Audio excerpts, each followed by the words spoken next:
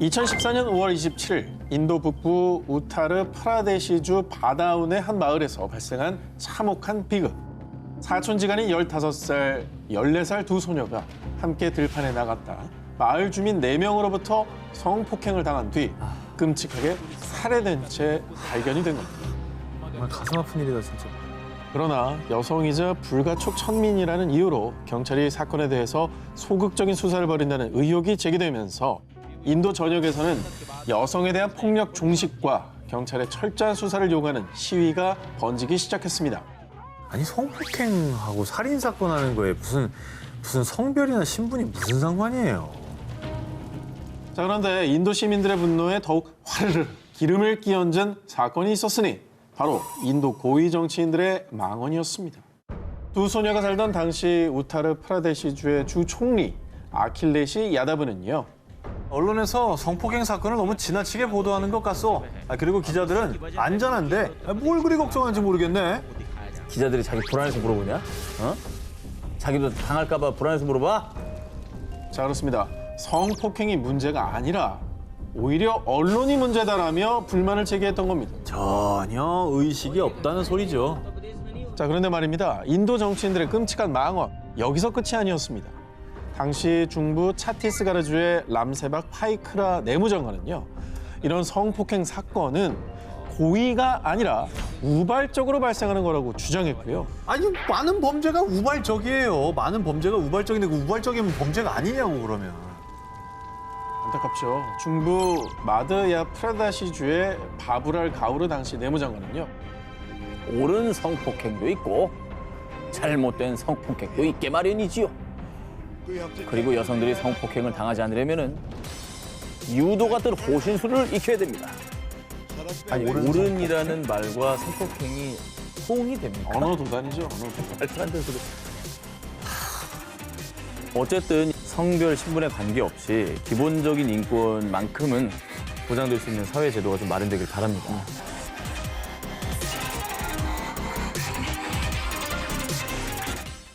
한국 대법원의 강제징용 피해자 배상 판결에 대한 보복 조치로 지난 2019년 7월 일본은 반도체, 디스플레이의 3대 핵심 소재 수출을 규제했고요.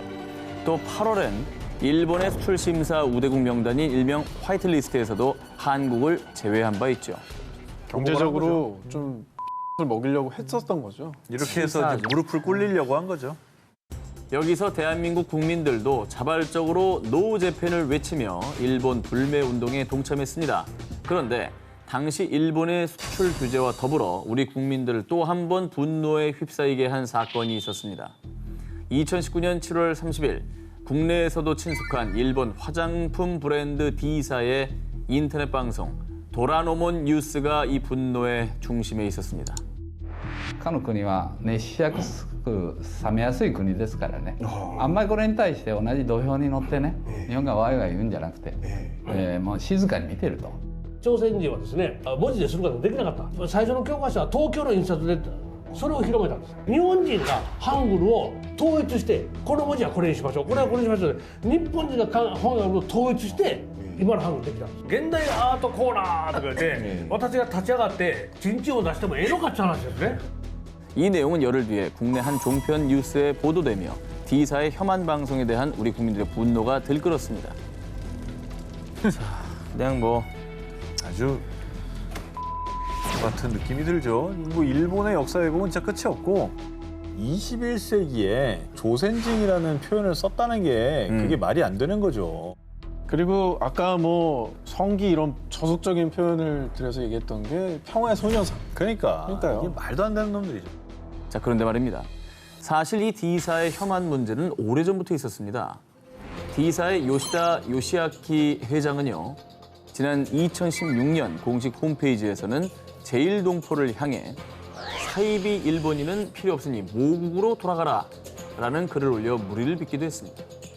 이후에 D사의 혐한 행동이 전해지자 국내 유명 뷰티 스토어들은 앞다퉈 D사 제품 판매 중단을 선언했습니다.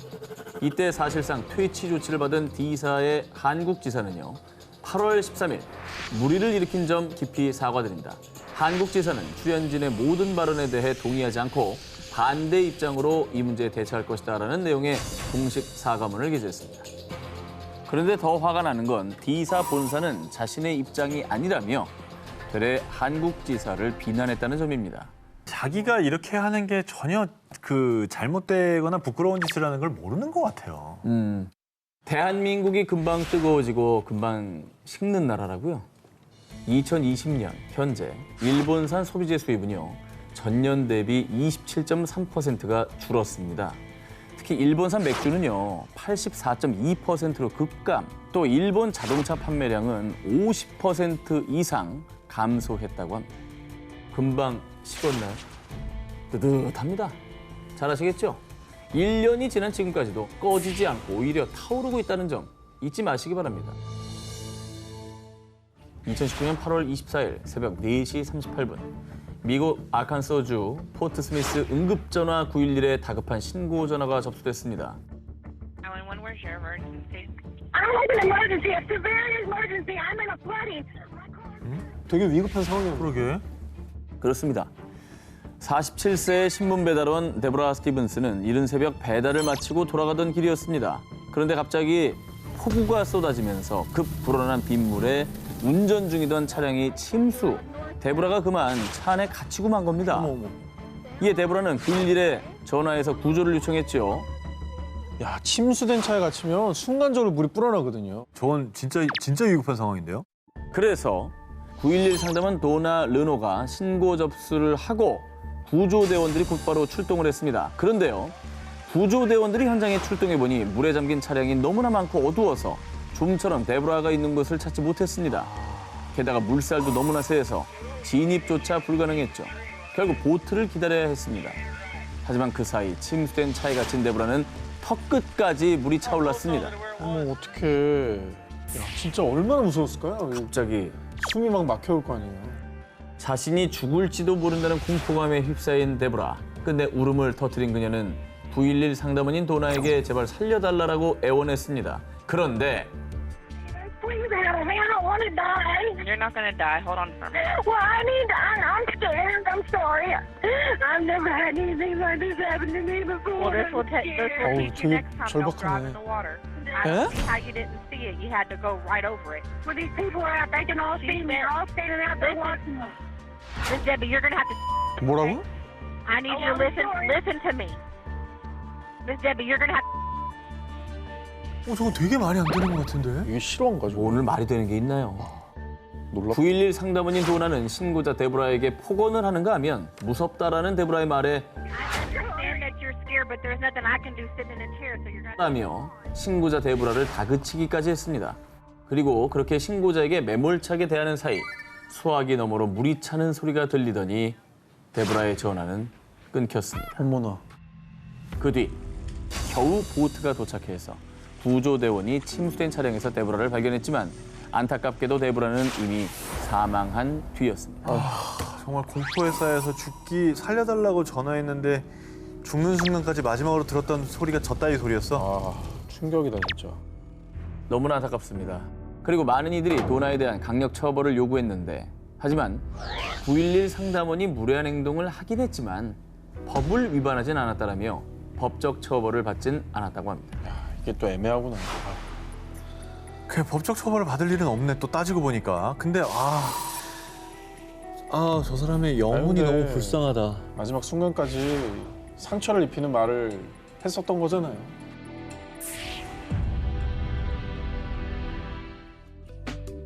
이거 뭐야? 누가 피서 왔나 보네요.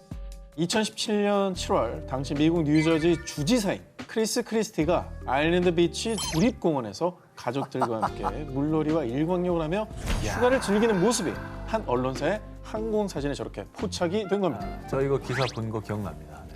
자, 그런데 말입니다. 이 사진이 공개되고 난 뒤 지금 이 시기에 주지사가 해변을 갔단 말이야? 이렇게 미국 전역에서 거센 비난이 폭주했습니다. 그 이유, 뉴저지 최대 보험사인 H사에 대한 재정 지원 문제를 놓고 주정부와 주의회가 이견을 좁히지 못해 크리스티 주지사가 셧다운을 선언한 상태였습니다.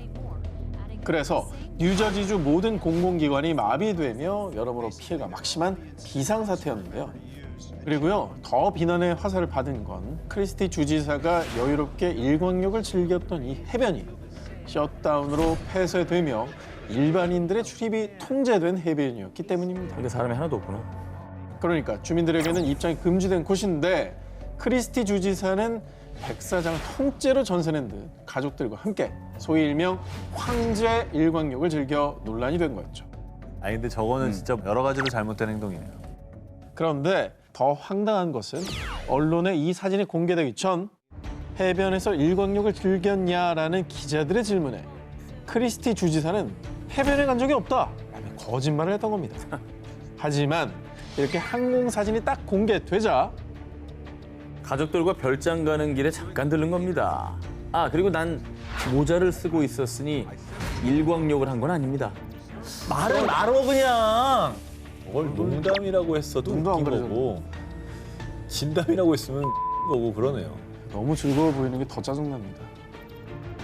그 사람이 셧다운 문제를 해결하지 않고 해변에 있는 동안 셧다운 때문에 수십만 수천만 명이 고통을 받고 있었을 거예요. 그렇죠. 하지만 끝까지 반성이라는 거를 모르는 크리스티 주지사. There's no one providing any services at Island Beach State Park. Next. Excuse me, next. 사과하기는커녕 고압적인 태도로 일관했고요. 이분 인성은 끝이 없는 것 같습니다. 바닥을 모르고 추락을 하고 있죠. 이런 말까지 했다고 합니다. 해변 근처엔 주지사 전용 별장이 있으니 당신들도 주지사가 돼서 이용해봐라! 라며 아주 인성 파괴, 밉상 끝판왕 발언으로 사람들의 화난 가슴에 기름을 콸콸콸 부어댔습니다. 네, 막말 머신이네요. 주지사는 주민들 위에 있는 사람이 아니라 주민들을 위해 존재하는 사람이라는 것을 꼭 명심하시길 바랍니다. 자, 이어서 다음 특종입니다. 2016년 6월 영국 버밍엄. 많은 사람들이 모여있는 가운데 한 남자가 누군가에게 큰 소리로 화를 내며 분노했는데요.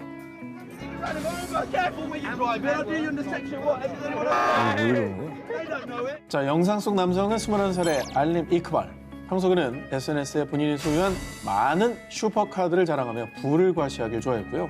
스스로를 귀족이라고 말하고 다니고 심지어는 차 본네트에도 귀족이라고 떡하니 저렇게 써놓은 사람이죠.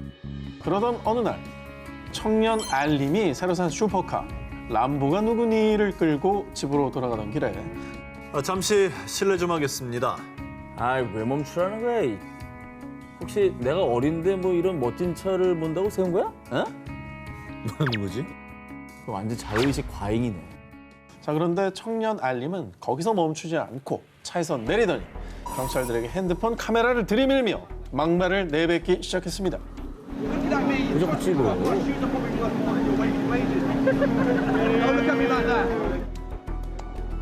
돈이 많다고 해서 저렇게 행동할 수 있는 권리가 있는 건 전혀 아, 아닙니다. 나는 근데 이거는 화가 안 나고 좀 불쌍하다. 네, 계속되는 알림의 막말에 멋쩍은 미소로 답하던 경찰들은 현장을 정리하려고 했는데요. 여기에 더 의기양양해진 알림은 경찰들이 떠나는 모습까지 촬영했습니다. 뿐만 아니라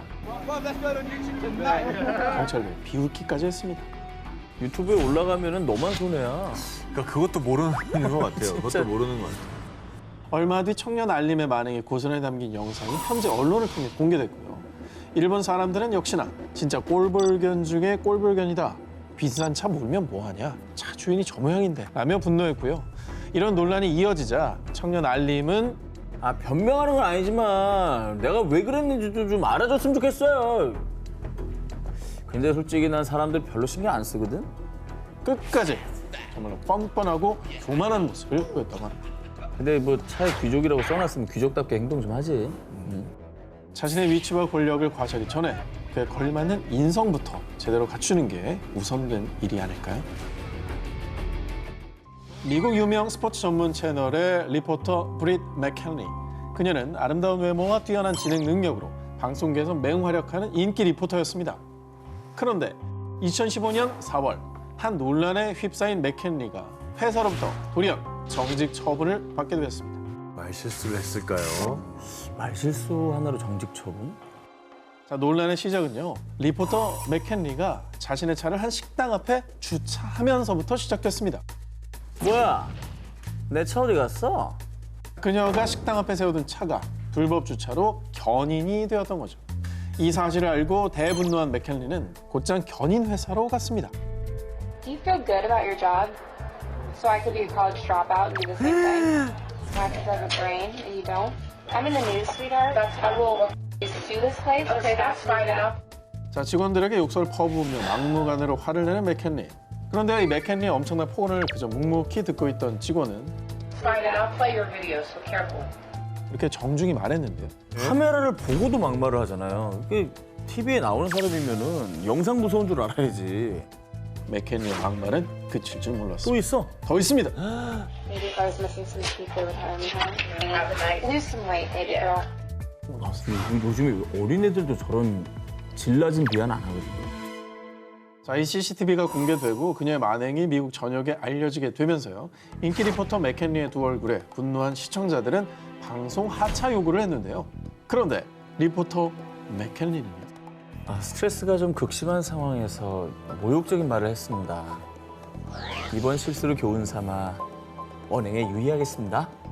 그제서야 SNS에 짤막한 사과글을 올렸는데요. 이 누리꾼들은 사람들한테 욕먹으니까 이제야 사과하네. 직원들한테 직접 가서 사과해야 되는 거 아닙니까? 라며 더 큰 비난을 퍼부었습니다. 아까 그 CEO랑 똑같은 거예요. 저 똑같은 사람 거예요. 어디서 일하는지 알잖아요. 가서 사과하면 되잖아. 그렇지. 근데 그건 안 하고 SNS에 그냥 나 잘못했어요 한마디 쓰고 그냥 끝내려고 하는 거예요. 그래, 사과는 본인한테 하는 거예요. 당연하죠. 당한 사람한테 해야지. 인터넷에 하는 게 아니라. 자, 사과글을 올린 이후에도 사태가 진정되지 않자 결국 방송사는 맥켄리에게 일주일간 정직 처분을 내렸습니다. 그러니까 이것도 즉시 내린 징계가 아니라 논란이 거세지자 견디다가 야 이거 그냥 안 가라앉겠다. 너 일주일 그러니까 쉬고 와 이거잖아요. 저기 국장도 그랬겠죠. 일단 좀 보고 좀 가만히 있어봐. 일단 좀 보게. 자, 여러분, 기분이 태도가 되면 안 됩니다. 그건 정말 나 인성 파괴자야. 광고하시는 겁니다. 다시 한번 말씀드립니다. 기분이 태도가 되지 맙시다. 특히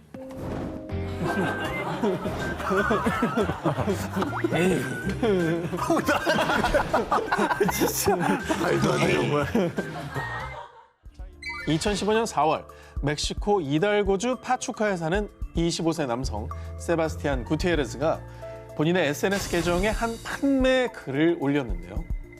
그가 내놓은 매물 가격은 한화 약 2,800만 원이며 트럭과도 맞교환이 가능하다고 했고요. 게다가 여기에 특별 증정품까지 챙겨준다고 했습니다. 자, 그런데 말입니다. 판매자 세바스티안의 글을 본 사람들은요. 사람이 덜 됐네. 진짜 짐승도 이렇진 않지? 라며 크게 분노했습니다. 근데 뭘 팔길래 저 그래? 스페니쉬는 아예 못 알아들으니까 뭔지 아예 짐작이 안 가는데요. 자, 세바스티안이 판매한다는 이 매물의 정체는요. 다름 아닌 자신의 어린 아들이었습니다. 아들을 판다고요? 자, 그는 판매글에 매우 순한 아이라며 아들을 소개까지 했습니다. 무슨 소리야? 무슨 소리 하는 거야? 그걸 소개글을 썼다고 자기가? 네. 자, 크리스티안은 아이의 엄마가 집을 나갔고 돈이 없어 아들을 키울 수 없기 때문에 판매하게 되었다라고 밝혔고요. 판매. 그리고 앞서 말씀드린 특별 증정품은요. 포장을 떼지 않은 기저귀 팩 6개, 그리고 물티슈 2팩을 무료로 챙겨주겠다라고 했던 겁니다. 자, 이 글이 올라오자마자 이 인면수심의 아빠 크리스티안을 향해 비난의 화살이 쏟아졌는데요. 정신 나갔네. 이후에 그는 황급히 아들을 판매한다는 글을 삭제, 그리고서는 한다는 변명이 아주 가관이었습니다. 엄마 놀려주려던 장난이었어요. 아들하고 행복하게 살 테니까 비난은 좀 멈춰주세요. 웃기려고 그런 거예요. 이벤트나 서프라이즈라고 해도 용납이 안 되는 선이잖아요. 이거를 갖고 웃을 수 있습니까? 그걸? 이게 웃으면은 그 사람이 제정신 아닌 거 아니에요? 본인의 아들을 팔려고 했었던 멕시코의 비정한 아빠의 변명. 그러나 정말 그 뻔뻔한 변명처럼 이 모든 게 그저 짓궂은 장난이었기를 간절히 바랍니다. 차라리. 믿어드릴 테니까요. 제발 아이랑 행복하게 또 잘 키우시길 바랍니다.